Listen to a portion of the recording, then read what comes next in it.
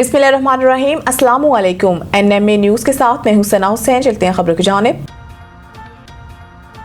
मुल्की सालमियत, सिक्योरिटी और शहरियों के तहफ़्फ़ुज़ में किसी किस्म का समझौता नहीं किया जाएगा। फील्ड मार्शल आसिम मुनीर का कहना है कि बैरूनी हिमायत याफ्ता दहशत गर्दों और पेचीदा चैलेंजेस के बावजूद मुसल्लह अफ़वाज कौमी सलामती के लिए पुरअज़्म है।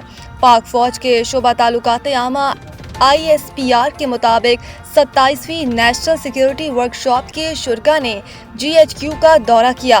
National security workshop national defence university का एक अहम प्रोग्राम है। ये प्रोग्राम पार्लियामेंट्रीज, आला सिविल अस्करी अफसरान और तालीमी और समाजी शोबों से ताल्लुक रखने वाले नुमाइंदगान को यकजा करता है। ISPR के मुताबिक वर्कशॉप के शुरा को गैर कानूनी सरगर्मियों के खिलाफ जारी कौमी इक़दामात पर भी ब्रीफिंग दी गई। मनशियात की स्मगलिंग और मुनज़्ज़म जराइम पेशा नेटवर्क के खिलाफ कार्रवाइयों पर भी ब्रीफिंग दी गई। इसके अलावा बेहतर बॉर्डर कंट्रोल्स और गैर कानूनी गैर मुल्कियों की वापसी के हवाले से ताज़ा पेशरफ से भी शुरा को आगाह किया गया। फील्ड मार्शल आसिम मुनीर ने वफाकी और सूबाई हुकूमतों के साथ मुकम्मल ताउन के अज़म का अदा किया और कहा कि दरेपा अमन, इस्तेकाम और खुशहाली के लिए मरबूत कौमी काविशें और इदारा जाती हम आहंगी निहायत ज़रूरी है।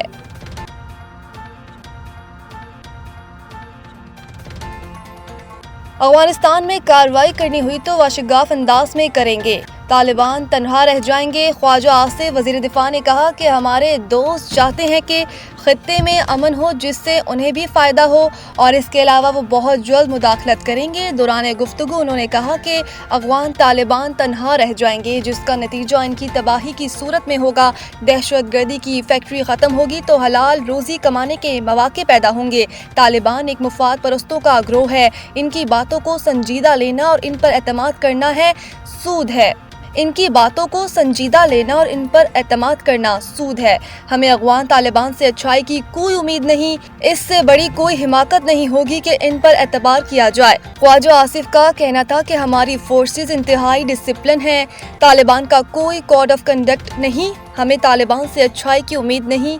दुनिया के किस मजहब व माशरे में ऐसा होता है कि आप किसी सरजमीन पर रहें और वहाँ खून रेजी करें, आग लगाएं? तालिबान कौन सी शरीयत को मानने वाले हैं? ये किस शरीयत की बात करते हैं?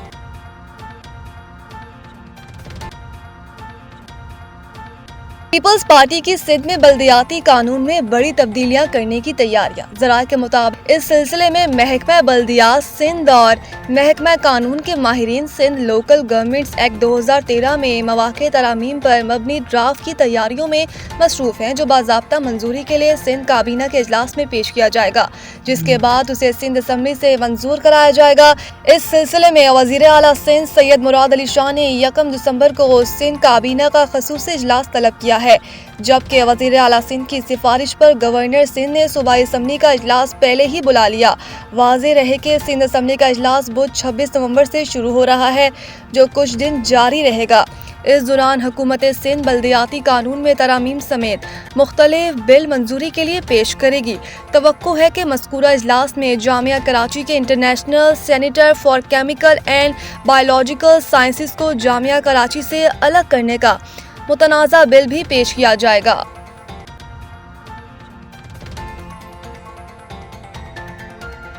वफाकी आईनी अदालत बिल बोर्ड लगाने पर बरहम तनसीब के तरीके पर भी सवालात उठा दिए। वफाकी आईनी अदालत के 2 रुकनी बेंच ने बिल बोर्ड लगाने की इजाज़त से मुतालिक दरख्वास्त पर समाअत की, जिस सिलसिले में मुतल्लिका हुक्काम अदालत में पेश हुए। दौरान समाअत आईनी अदालत ने पार्क्स एंड हैंडीक्राफ्ट अथॉरिटी के अफसरान और वकील पर बरहमी का इजहार किया। जस्टिस हसन रिजवी ने कहा कि बिल बोर्ड्स बहुत ही ख़तरनाक होते हैं। बिल बोर्ड्स लगाकर फीस की मद में पैसा इकट्ठा करना चाहते हैं, क्या पैसे के लिए इतना गिर जाओगे?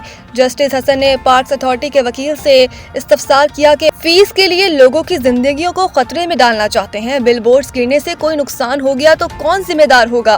क्या अथॉरिटी जानी और माली नुकसान की जिम्मेदारी लेने को तैयार है? आईनी अदालत ने बिल बोर्ड्स लगाने के तरीक़ेकार पर भी सवालात उठा दिए और इस मौके पर जस्टिस हसन ने कहा, आंधी तूफान में बिल बोर्ड्स गिर जाते हैं, क्या बिल बोर्ड्स लगाने से कबल जगह का तामीराती मेयार परखा जाता है?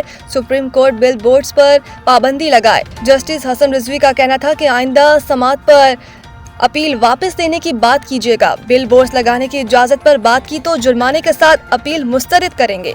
बाद अज़ा वफाकी आईनी अदालत के 2 रुकनी बेंच ने दरख्वास्त पर समाअत गैर मुअय्यना मुद्दत तक मुलतवी कर दी। लाहौर समेत पंजाब के मुख्तलिफ शहरों में फ़िज़ाई आलूदगी का राज बरकरार। माहौलियाती वेबसाइट के मुताबिक आलूदा तरीन शहरों में सूबाई दारुल हुकूमत लाहौर पहले नंबर पर। शहर का मजमूई एयर क्वालिटी इंडेक्स 331 रिकॉर्ड किया गया। पंजाब के दीगर शहरों की फ़िज़ा आलूदा इंतहाई मौज़र सेहत करार। कसूर में AQI 347 और नारोवाल में 313 को छू गया, जबकि शेखुपुरा में पार्टिकुलेट मीटर्स की तादाद 292 रिकॉर्ड की गई। आलमी माहौलियाती वेबसाइट के मुताबिक दुनिया के बड़े शहरों में फ़िज़ाई आलूदगी के एतबार से लाहौर का 6ठा और कराची का 14वां नंबर है। इधर शदीद धुंध के बायस motorway M1 Peshawar toll plaza से बुरहान तक बंद कर दी गई।